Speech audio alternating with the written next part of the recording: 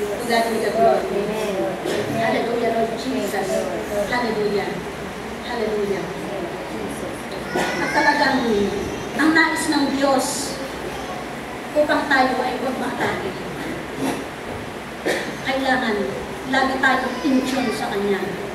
Ano ang sabi niya sa John 15:7? Manatili tayo lagi sa Kanya. Yun ang isang sandata natin, yung pananatili natin sa Diyos. Yung pananatili natin. Ano man ang ating ginagawa, manatili ang ating ugnayan sa Diyos sa ating puso. Kasi yun ang panlaban natin sa lahat ng atake ng kaaway. Sabi ko nga sa prayer book, na-share ko sa kanila, sabi ko, nung time na tinanggap natin ang Panginoong Jesucristo, di ba tayo nanalangin? Sabi natin, Panginoong Jesus, pumasok ka sa aking puso. Maghari ka sa aking buhay. Yun ang ating idinalangin. So, yung pagpasok, pag-welcome natin sa Panginoong Jesus sa ating puso para umupo doon sa trono ng ating puso, yun ang nais ng Diyos na panatilihin natin. Huwag natin siyang paalisin upang tayo ay upang tayo umupo muli. Wag. Kasi yun, pag hihiling natin yun, na si Kristo Jesus ay umupo sa ating puso, alam ba natin na ang dugo, royal blood, ay mananalaytay sa ating katawan? Hindi basta royal blood. Ito yung blood na hindi nasisira. Blood na nagmumula sa langit, dugo na nagmumula sa langit. At yung dugong yun, pag yan ay mananalaytay, yun ang mag-aalis sa ating mga sakit, sa lahat ng masasama sa ating katawan. Amen. Kaya sabi ko, wow, sabi ko, amazing. Sabi ko nga sa Lord nung nag-reveal sa akin yun. Talagang ang blood niya, napakahalaga sa akin. Kaya nung tinanggap natin siya, hinugasan tayo ng banal ng dugo niya, yung kanyang banal na dugo ang pumalit sa ating dugo. Kaya panatilihin natin si Kristo sa ating puso. Talagang kailangan magiging sensitibo tayo sa lahat ng kaluskos ng kaaway sa atin sa araw-araw upang si Kristo Jesus ay manatili sa atin. Hallelujah, Lord Jesus. Hallelujah, Lord Jesus. Sabi niya, sa lahat ng bagay, iniligtas tayo, maging sa paninilo ng kaaway, sa kanyang pagtatrap sa atin. Maalala ko nung ako'y, bago ako umuwi sa Abra, itong third week yata lang, May yun. Nagpaalam ako sa prayer group na ako'y a-absent for 1 week, sabi ko. Ngayon, nung aking pagpunta ulit sa prayer, na-share ng inay ko rin sa akin, na kumilit, bakit na ipag-pray ko ang Psalm 91 sa iyo, sa iyong pag-uwi? Sabi gano'n. Di ako'y natutuwa. Sabi ko, thank you Lord. Sabi ko gano'n. Na-discern ko na something will happen to me na hindi maganda. Something na maaatakihin ako ng kaaway. Kaya ipinag-prayan ng inay ko rin sa akin. Sabi ko, nakuha ko agad yun. So, dumating nga, umuwi ako. Okay naman. Okay, sitwasyon hanggang pauwi na kami. Pagsakay namin sa bus, alas 12 ng tanghali. Noong kami ay mamabaybay na pabalik ng Maynila, biglang sinaktan ako ng tiyan. Ang sakit-sakit. Talagang hindi ko maano yung sakit. Gusto ko nang bumaba. Gusto ko nang parahin ang driver na bumaba. Wala kang kaalam-alam ang mga katabi ko, maski yung pamangkin kong kinuha ko. Wala siyang kaalam-alam. Pero talagang naalala ko yung sinabi nga ng inay ko rin na she prayed for me. Sabi ko, kaya pala pinag-pray ako ng inay ko rin sa Psalm 91. Na talagang ang salot, walang pinipili, araw at gabi. Walang oras yan na pinipili. Ang darks ng kaaway sa atin. Walang pinipili yan. Kaya sabi ko, inaangkin ko yun. Psalm 91 na yun, yung talagang inaangkihan ko yung panalangin ng inay ko rin na yun sa akin. Sabi ko. So talagang, maya-maya, nagpupuri na ako sa Diyos o naawit ko sa aking puso yung God will make a way. Maya-maya, nawala na. Hindi ko na namalayan na nawala. Kaya talagang, sabi ko, to God be the glory. Salamat sa Psalm 91, sabi ko. Kaya ito ay, sabi ko, encouragement ito sa atin. Na talagang maging sensitibo tayo sa utos ng Holy Spirit sa bawat isa sa atin. Kung may iniutos ang Holy Spirit sa iyo na ipag-pray mo ang isang taong ito, kamag-anak mo man o ibang tao kakilala mo, pray right away. Dahil alam ng Diyos na may darating na kapahamakan sa Kanya. And that prayer ay ihihinder niya yung bagay na yun na mangyayari sa ating kapatid. Kaya ito'y magiging hamon sa bawat isa sa atin agad-agad, maging sa ating pamilya, pray right away. Kasi yan ang mabisang sandata natin para sa track ng kaaway sa bawat isa sa atin. To God be the glory. Hallelujah, hallelujah. Kaya talagang sa bawat pag-aaral ko ito, napakaraming paggiling ng kaaway sa akin dito. Kaya talagang salamat sa Diyos dahil talagang naging victory in Jesus' name. Kasi alam ko na ayaw ng diablo na mapakinggan natin ito. Dahil ayaw niya na magkaroon tayo ng sensitibong espiritu upang maalaman ang kanyang kaluskos. Kaya talagang giniling din ako dito bago ko habang ito'y pinag-aaralan ko. At ito ang ating maging pangalawa, ugaliin natin hinggil sa masama. Ugali hinggil sa masama. Sabi niya, unang-una, huwag tayong matakot. Kasi yan ang isang matulis na sandata ng kaaway sa atin. Takot ang ilalagay sa atin. Sa lahat ng mga sitwasyon sa atin. Takot talaga. Dapat hindi tayo matatakot. Sabi nga niya doon sa verse 5 and 6, hindi matatakot sa kakalibutan ng gabi. We are all children of God. Yun ang ating laging tandaan. Anak tayo ng Diyos. At naalala, mayroong magtatanggol lagi sa atin. May nakapagitan lagi sa atin. At ang kanyang mga anghel, anong sabi niya doon? Ipinangako niya ang angelic assistance sa bawat isa sa atin in times of need. Sa salot na dumarating, sabi ng ganun, sa kadiliman, sa paggibaman, na sumisira sa katanghali ng tapat. Yun ay talagang ipoprotekta tayo ng Lord doon sa lahat ng bagay na yun. Pansinin natin ang taktika ng diablo. Bibigyan talaga tayo ng takot. Palasok, salot o sakit, paggiba o pagsira. Yun ang gagawin ng diablo sa atin. Pero, tandaan natin, ang Diyos ay sumasa atin. Hallelujah, Lord Jesus. Hallelujah. Hallelujah to the Lamb. Mga anak ng Diyos, tinuturoan tayo ng Diyos na huwag matakot sa lahat ng bagay. Tinuturoan tayo na lagi si Kristo ang ating ilagay sa ating puso. Dahil yun ang hahadlang sa lahat ng mga bagay na atake ng diablo sa atin. Babasahin ko yung isang passage na ibinigay ni Martin Luther. Nabasa ko lang ito sa Martin Luther. Sabi niya, bagamat ang mundo ay puno ng kasamaan, huwag tayong matakot. Bagamat ito'y kanyang niloob, ngunit ang kanyang katotohanan ang magdadala sa atin sa tagumpay. Sabi niya ganun. Hindi tayo manginginig sa prinsipe ng katilabutan, ng kadiliman at sa kanyang galit. Hindi tayo matatakot at ang kanyang pananalanta ay ating natitiis dahil sigurado ang kanyang pagbagsak. Hallelujah. Totoo yun. Talagang isang araw babagsak din ang diablo. Babagsak, yun ang ating tandaan. Pangalawa, yung ating pananampalataya.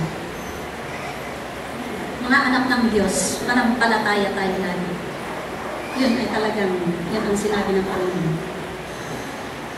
Hallelujah, Lord Jesus. Ang ating pananalig, yun ang nais ng Diyos. Ang pananalig na talagang lahat, idepende natin lahat sa Diyos. Kumbaga sa isang bigat, sa isang timbangan ba, kumbaga yung isang bigat na yun, ilagay mo sa isang timbangan. Ganun ang nais ng Diyos. Yung lahat ng ating kabigatan, ibigay lahat sa Kanya. Huwag tayong magdala at ibigay natin lahat sa Kanya. Yun ang nais niyang pananampalataya sa atin. Kumbaga sa isang disabled, kumbaga, di ba meron silang, kumbaga, yung walker, kumbaga ganun. Yung kanilang bigat, iniasa nila doon sa kanilang walker. Yun ang nais ng Diyos na pananalig sa Kanya. Hallelujah, Lord. Hallelujah. Talagang full, yung ipo-full natin, yung depende natin sa Kanya. At saka kasi talagang binabantayan naman niya tayo, sabi ng gano'n, yung shield of faith, sabi ng gano'n, yun ang talagang poprotekta sa atin. Sinabi naman sa Ephesians 6 yun. Isang faith natin na talagang hahadlang sa lahat ng palasok ng masama. Sabi ng gano'n. Hallelujah, Lord Jesus. Hallelujah. At talagang huwag nating bibiguin ang ating pananampalataya. Dapat huwag mabigo yun. Ngunit kung biguin mo, ilagay sa iyong puso ang salita ng Diyos, ikaw ay manghihina. Madali kang masiro ng kaaway. Kaya talagang yun ang kahalagahan ng salita ng Diyos, pagtanggap sa salita ng Diyos sa ating puso. Talagang ugaliin natin, itrain natin ang ating salita na ipamuhay ito araw-araw. Kasi yun ang tibay natin upang ang palaso ng kaaway ay huwag makapasok sa atin.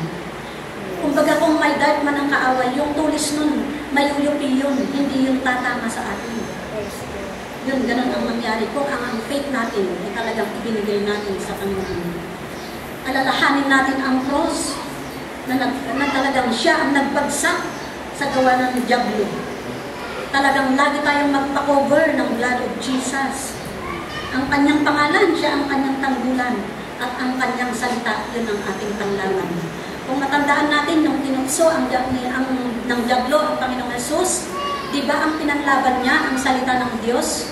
Sabi niya, nasusulat, sabi ng ganun, nasusulat sa salita ng Diyos, sabi ng ganun. Ikaw, Diablo, ay talagang, kumbaga, hindi lang sa tinapay ako nabubuhay, kundi sa lahat ng salita ng Diyos na namumutawi sa kanyang bibig, sabi ng Panginoong Jesus. Kasi tinukso siya, maraming tukso ginawa ng Diablo doon.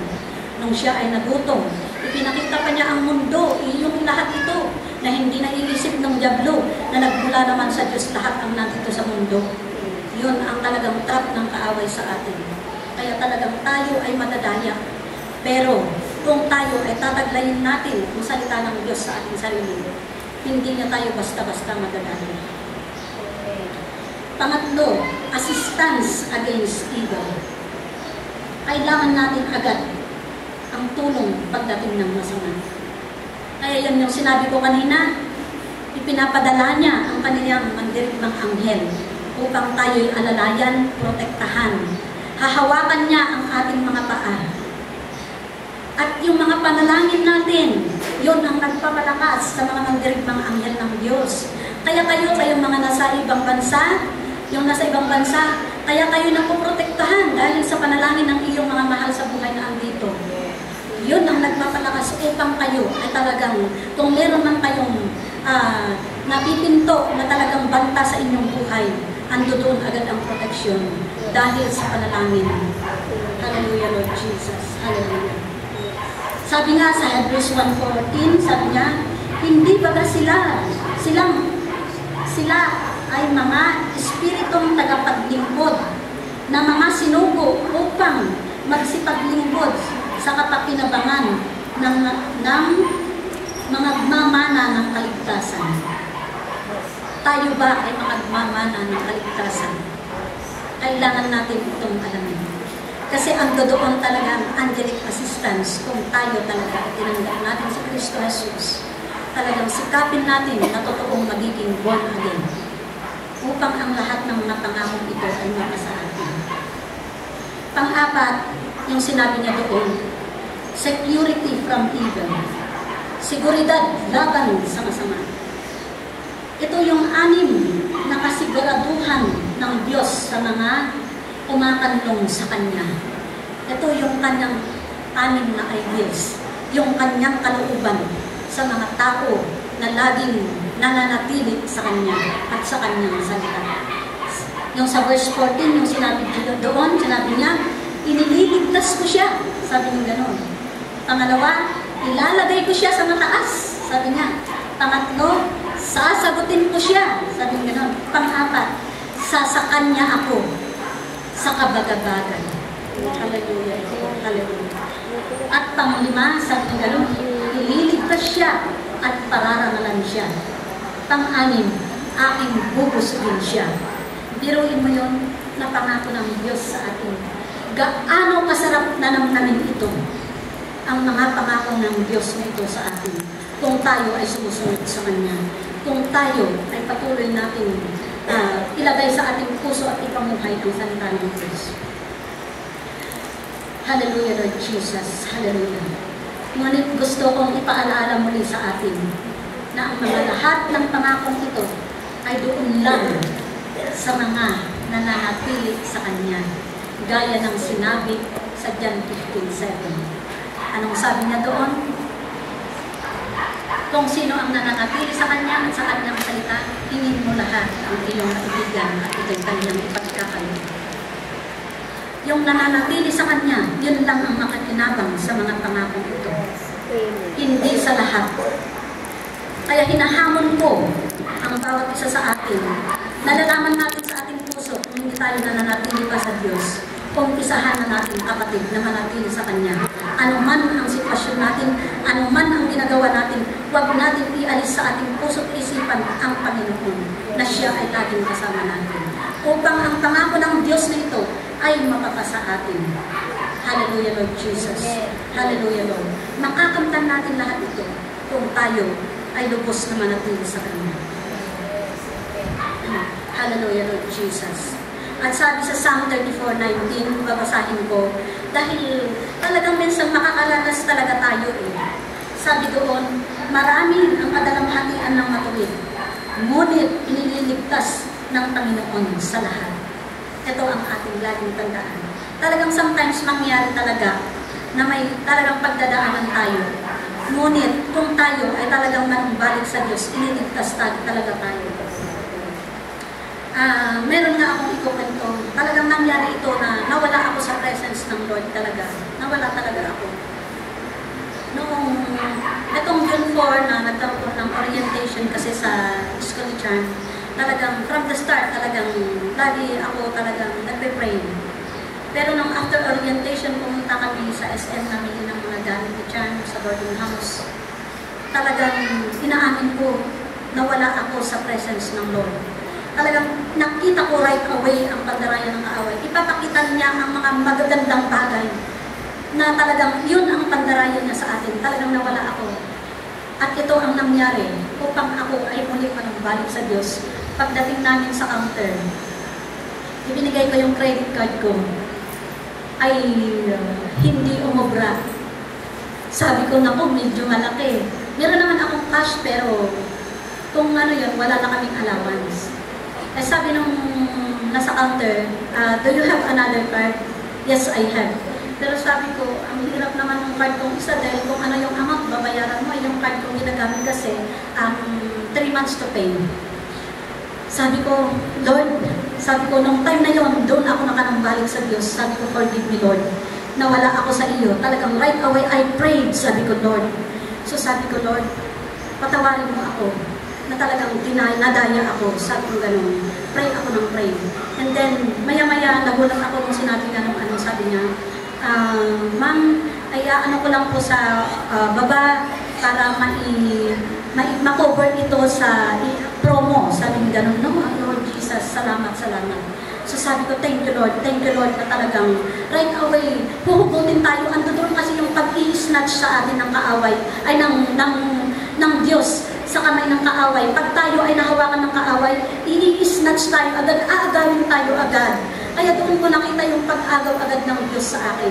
Kaya sabi ko, Lord, salamat, salamat for your most strong right hand. Sabi ko ganun. You snatch me right away. Kaya ganun ang dapat natin agad-agad pray kung nakita natin nadadaya na tayo ng kaaway.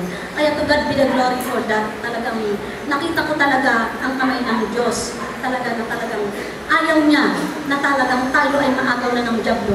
Lalo na kung talagang inilagay natin sa ating puso si Kristo Jesus. Kaya salamat, salamat. Salamat sa kanyang protection sa atin. Glory to God, glory to God. Hallelujah, hallelujah, Jesus. Hallelujah. Nais ng Diyos na talagang siya ang ma-exalt una sa lahat. Siya ang maitaas sa ating buhay. Hindi natin maiwasan na minsan talagang nagkakaroon tayo ng problema. Nagkakaroon tayo ng mga bagay-bagay na talagang sometimes yun ang naitataas sa ating buhay. Pero ayaw ng Lord yun. Kailangan siya ang may taas. Ipailalim natin lahat yun sa Kanya. Kung nakikita natin, ang doon yung takot, ang doon yung nananaig, yung ating agam-agam, yung bagabag natin sa mga problema, tawagan natin agad si Jesus. Lord, I exalt your name. I put these things sa ilalim mo. ganun agad ang gawin natin. And that words will be powerful and God will do that in your life. Kaya yun ang dapat natin, yun ang ating dapat natin sa atin. Kasi hindi natin maisawasan, maging sa ating pagtatrabaho, may mga stress yan, may mga commotions yan. At yun ay lahat ay gawa ng kaaway. Upang tayo i-distract, upang tayo ay bagabagin. But we have our God. We have a great God. We have the King of Kings, the Lord of Lords. Ang dugo niya ang nananalaytay sa akin. Isipin natin, anak tayo ng Diyos. Hallelujah, hallelujah, Lord Jesus. Hallelujah, Lord Jesus. Hallelujah, Lord. Ang nais ng Lord, dahil sinabi niya doon sa verse 16, doon sa naglalagak sa kanyang pag-ibig sa akin. Sabi niya ganun. Yun ang pinoprotektahan niya. Doon sa humahanap sa akin, sa aking pangalan, umaalam sa aking pangalan. Yun ang ninanais ng Diyos. Yun ang kanyang pinoprotektahan. Yun ang kanyang kinukupkop. Yun ang kanyang sinasalubong pag tumatakbo sa kanya. Ang anak niya na umiibig sa kanya, na naghahanap sa kanyang pangalan araw-gabi. Hallelujah, Lord Jesus. Kaya ngayon, umpisahan na natin na hanapin, alamin ang kanyang salita, hanapin ang kanyang pangalan, yung i-focus natin yung kanyang dakilang pag-ibig sa atin upang ang ating pagmamahal sa kanya ay talagang lumago. At yun ang nais ng Diyos sa atin. At gusto talaga ng Diyos. He will be exalted above anything that you face, above any disappointment, above any brokenness, above anything that tries to exalt itself higher than the name of Jesus. Hallelujah, Lord. Yun ang tingnan natin. At kung may tumataas, even ang ating sarili, kung nakita natin na talagang tayo ang lumuluklok na sa trono ng ating puso, right away, no. Sasabihin na no into ourselves. No. Jesus, si Jesus lamang ang siyang luluklok sa trono ng ating puso. Hallelujah, Lord. Hallelujah. Ito ang ating dapat gawin. Hallelujah, Lord Jesus. Walang aagaw sa trono sa iyong puso kay Jesus. Yan ang ating laging gawin. Hallelujah, Lord Jesus. Hallelujah. Upang tayo, pag tayo ay tumawag, sasagutin niya tayo agad. Sabi nga sa Psalm 138:3, sabi niya, when I called, you answered me. You made me bold and courageous. Kasi kung ganun ang ating laging gagawin, bawat pagtawag natin, ando doon agad yung assistance ng Lord sa atin. At anong sabi niya? Gagawin tayong matapang, bold and courageous, sabi ganun. Maging matapang tayo. Sa pagtayo sa kanyang salita, sa pagtayo sa katwiran, sa pagtayo sa lahat sa kanyang mga pangako, sa pagtayo sa kanyang proteksyon sa atin. Yun ang nais ng Diyos na ibigay sa atin kung tayo ay mananatili sa Kanya. At tandaan natin ang lahat ng mga pangakong ibinigay ng Diyos doon lamang sa mga dwellers, doon lamang sa mga clingers, believers who by faith wrap themselves around their Savior. Doon lamang sa kinukuha nila si Kristo at talagang ibinabalot nila sa kanilang katawan si Kristo. Pinaluluk-luk nila si Kristo sa trono ng kanilang puso. Tandaan natin yun upang matuto tayo na gawin yung mga panuntunan ng Diyos upang ang proteksyon niya ay ating makakamtan at ang kanyang mga pangako ay ating makakamtan. Magiging maingat tayo lahat sa ating mga kilos, pananalita at mga gawa. Bagamat we are not perfect, but God talagang dinadala tayo sa perfection. We are going to perfection. Hallelujah, Lord. Hallelujah. Hallelujah. Through His Word. Hallelujah, Jesus. We are going to perfection. Hallelujah, Father God. Hallelujah. Hallelujah. Hallelujah, Lord Jesus. At upang tayo'y mabuhay, talagang lagi tayong manatili sa kanyang presensya. Hallelujah, Lord Jesus. Upang matamasa natin ang lahat ng mga bagay na ito na kanyang ipinangako sa atin. Hallelujah, Father God. Hallelujah, Lord Jesus, hallelujah. Walang ibang paraan na mabuhay, kundi yung pananatili sa Diyos upang ang lahat ng buhay ay ating matamasa. Ang kanyang buhay na ipinangako sa atin. At upang magkaroon ng katuparan, yung panalangin ng Panginoong Jesus, na thy kingdom come in this church, in this world as it is in heaven, in this earth as it is in heaven. Yun ay panalangin ng Panginoong Jesus. Kung tayo ay mamuhay ayon sa salita ng Diyos, talagang mangyayari nga po ito.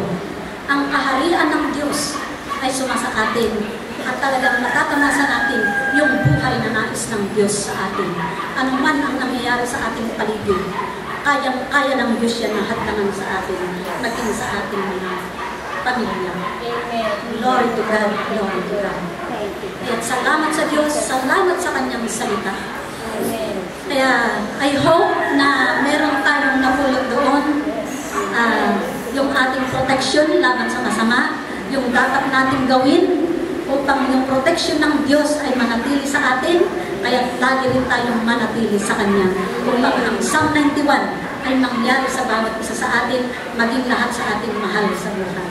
To God be the glory. To God be the glory.